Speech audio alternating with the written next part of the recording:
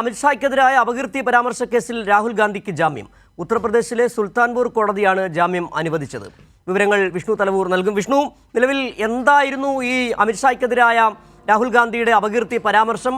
ഇപ്പോൾ ജാമ്യം അനുവദിച്ചിരിക്കുന്നു. അതുമായി ബന്ധപ്പെട്ട കോടതിയിൽ നിന്നുള്ള വിവരങ്ങൾ കൂടി.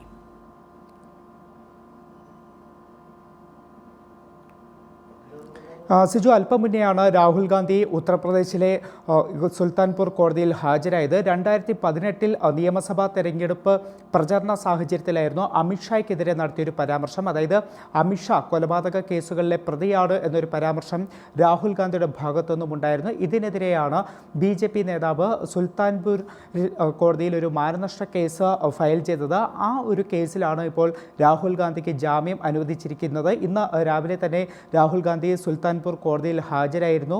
കോടതിയിൽ രാഹുൽ ഗാന്ധി ചൂണ്ടിക്കാട്ടിയത് താൻ ഇത്തരത്തിൽ തെറ്റൊന്നും ചെയ്തിട്ടില്ല, താൻ നിരപരാധിയാണ് എന്നതാണ് രാഹുൽ ഗാന്ധി കോടതിയിൽ ചൂണ്ടിക്കാട്ടിയത്. എന്തായാലും രാഹുൽ ഗാന്ധിക്ക് ഇപ്പോൾ ആ മാനനഷ്ട കേസിൽ കോടതി ജാമ്യം അനുവദിച്ചിരിക്കുകയാണ്. 25,000 രൂപയുടെ ബോണ്ടിന്മേലാണ് ഇപ്പോൾ രാഹുൽ ഗാന്ധിക്ക് ജാമ്യം അനുവദിച്ചിട്ടുള്ളത്. അതോടൊപ്പം തന്നെ രാഹുൽ ഗാന്ധിക്ക് ഇപ്പോൾ ആസാം പോലീസ് ഒരു സമൻസ് കൂടി അയച്ചിട്ടുണ്ട്.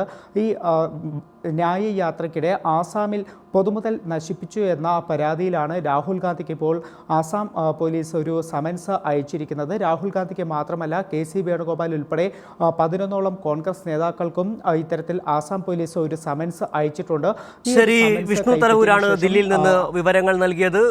അമിത്ഷായ്ക്കെതിരായ അപകീർത്തി പരാമർശ കേസിൽ രാഹുൽ ഗാന്ധിക്ക് ജാമ്യം അനുവദിച്ചിരിക്കുന്ന വിവരങ്ങളാണ് വിഷ്ണു തലവൂർ നൽകിയത്.